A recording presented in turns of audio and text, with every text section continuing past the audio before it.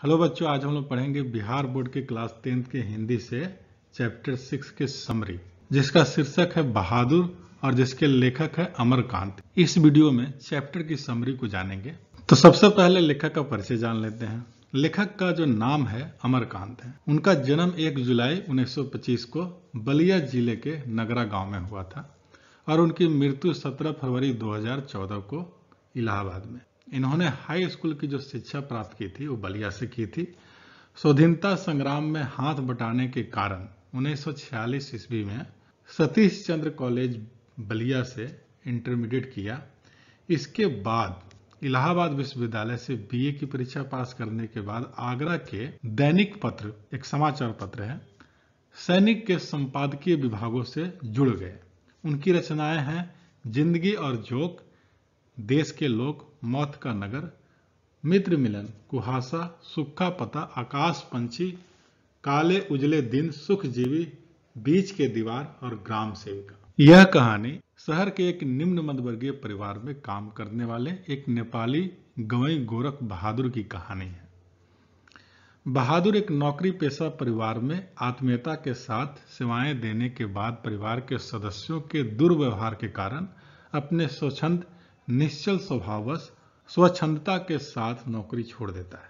उसकी आत्मीयता तथा त्याग परिवार के हर सदस्य में कसकती अंतर व्यथा पैदा कर देती है, क्योंकि घर के मुखिया के झूठी शान तथा कुव्यवहार का पोल खुल जाता है। इस कहानी के लेखक है अमरकांत। इसमें लेखक ने बहादुर नामक एक नेपाली लड़के के रंग, रूप, स्वभाव, कर्मनिष्ठा, त्याग तथा स्वाभिमान का मार्मिक वर्णन किया है।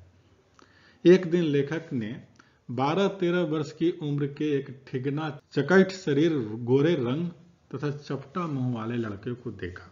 वह सफेद नेकर, आधी बांह की सफेद कमीज और भूरे रंग का पुराना जूता पहने था। उसके गले में स्काउटों की तरह एक रुमाल बंधा था। परिवार के सभी सदस्य उसे पैनी दृष्टि से देख रहे थे। लेखक को नौकर रखना अति आवश्यक हो गया था, क्योंकि उनके भाई तथा रिश्तेदारों के घर में भी नौकर थे। उनकी भाभियां काम नहीं करती थी, जबकि उनकी पत्नी निर्मला को दिन से लेकर रात तक परेशान रहती थी। इसलिए लेखक के साले ने उनके घर नौकर के लिए लाया था। वह नेपाल तथा बिहार की सीमा पर रहता था। जो नौकर बहादुर था, उसका बाप युद्ध में मारा गया था। माँ ही सारे परिवार का भरण पोषण करती थी। वह गुस्सैल स्वभाव की थी। उसकी माँ, वह चाहती थी कि उसका बेटा घर के काम में हाथ बटाए, किंतु काम करने के नाम पर वह जंगलों में भाग जाता, जिस कारण माँ उसे मारती थी। एक दिन चराने ले गए पशुओं में से उस भैंस को उसने बहुत मारा, जिसको उसकी माँ बहुत प्यार करती थी। मार खाकर भैंस भागी भागी उसकी माँ के पास पहुंच गई। भैंस के मार का काल्पनिक अनुमान करके माँ ने उसे निर्दयता के साथ उसकी पिटाई कर दी। किसको? बहादुर को। लड़के का मन माँ से फट गया।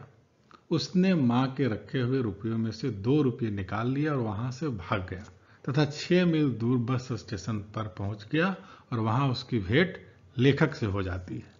लेखक ने उसका नाम पूछा तो उसने अपना नाम बताया, दिल बहादुर।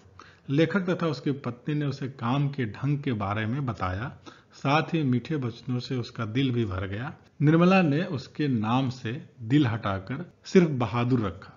अब वह दिल बहादुर से बहादुर बन गया। बहादुर अति हंसमुख तथा मेहनती लड़का था। वह हर काम को हंसते हुए कर लेता था। लेखक की पत्नी निर्मला भी उसका पूरा ख्याल रखती थी। उसकी वजह से घर का उत्साहपूर्ण वातावरण बना रहता था। निर्मला ऐसे नौकर पाकर अपने आप को धन्य समझती थी, इसलिए वह आंगन में खड़ी होकर पड़ोसियों को सुनाते हुए कहती थी, बहादुर आकर नाश्ता क्यों नहीं कर लेते? मैं दूसरी औरतों की भांति नहीं हूँ, मैं तो नौकर चाकर को भी अपने बच्चों की तरह रखती हूँ। बहादुर भी घर का सारा काम करने लगा, जैसे सवेरे उठकर नीम के पेड़ से दातुन तोड़ना, घर की सफाई करना, कमरों में पोछा लगाना, चाय बनाना तथा पिलाना, दोपहर में कपड़े धोना, बर्तन मलना इत्यादि। बहादुर सीधा साधा तथा रहमदिल बालक था। अपनी मालकिन की तबीयत ठीक नहीं रहने पर काम ना करने का आग्रह करता और दवा खाने का समय होने पर वह भालू की तरह दौड़ता और कमरे में जाता, दवाई का डब्बा निर्मला के सामने रख देता। वह कृतज्ञ बालक था। निर्मला के पूछने पर उसने कहा कि माँ उसे बहुत मारती थी, इसलिए माँ की याद नहीं आती, परंतु माँ के पास पैसा भेजने के संबंध में उसका उत्तर था, माँ बाप का कर्जा तो जन्म भर भरा जाता है। इससे स्पष्ट होता था कि वह मस्त और नेक दिल इंसान था। उसकी मस्ती का पता तब चलता जब रात का काम समाप्त करने के बाद एक टूटी खाट पर बैठ जाता तथा नेपाली टोपी पहनकर आईने में बंदर की तरह मुंह देखता और कुछ देर तक खेलने के बाद वह धीमे स्वर में गुनगुनाने लगता। उसके पहाड़ी गाने से घर में मीठी उदासी फैल जाती। उसके गीत को सुनकर लेखक को लगता जैसे कोई पहाड़ की निर्जनता में अपने किसी बिछड़े हुए साथी को बुला रहा। लेखक अपने को ऊंचा तथा मोहल्ले के लोगों को तुच्छ मानने लगे, क्योंकि उनके यहाँ नौकर था। बहादुर की वजह से घर के सभी लोग आलसी हो गए। मामूली काम के लिए भी बहादुर की पुकार होने लगी, जिससे बहादुर को घर में हमेशा नाचना पड़ता था। बड़ा लड़का किशोर ने अपना सारा काम बहादुर को सौंप दिए। वह नौकर को बड़े अनुशासन में रखना चाहता था, इसलिए काम में कोई गड़बड़ी होती थी तो उसे बुरी बुरी गालियां देता और मारता भी था। समय बीतने के साथ ही लेखक की मनोस्थिति भी बदल जाती है। अब बहादुर को नौकर की दृष्टि से देखा जाता था। उसे अपना भोजन स्वयं बनाने के लिए मजबूर किया जाता है। रोटी बनाने से इनकार करने पर निर्मला से मार खाता है। इतना ही नहीं, कभी कभी एक गलती के लिए निर्मला तथा किशोर दोनों मारते थे, जिसके कारण बहादुर से अधिक गलतियां होने लगी। लेखक यह सोचकर चुप रहने लगे कि नौकर चाकर के साथ मारपीट होना स्वाभाविक है। इसी बीच एक दूसरी घटना घट जाती है। लेखक के घर में कोई रिश्तेदार आता है। उसके भोजन के लिए रोहू मछली, देहरादूनी चावल मंगाया जाता है। नाश्ता पानी के बाद बातों की जलेबी छनने लगती है। अचानक उस रिश्तेदार की पत्नी रुपये गुम होने की बात कह के घर में भूचाल उत्पन्न कर देती है। बहादुर के सिर पे दोष मंडा जाता है। लेखक को विश्वास नहीं होता, क्योंकि बहादुर ने जब इधर उधर पैसे पड़ा देखता तो उसे उठाकर निर्मला के हाथ में दिया करता था। किंतु रिश्तेदार के यह कहने पर कि नौकर चाकर चोर होते हैं, लेखक ने उसे कड़े स्वर में पूछा, तुमने यहाँ से रुपये उठाए थे?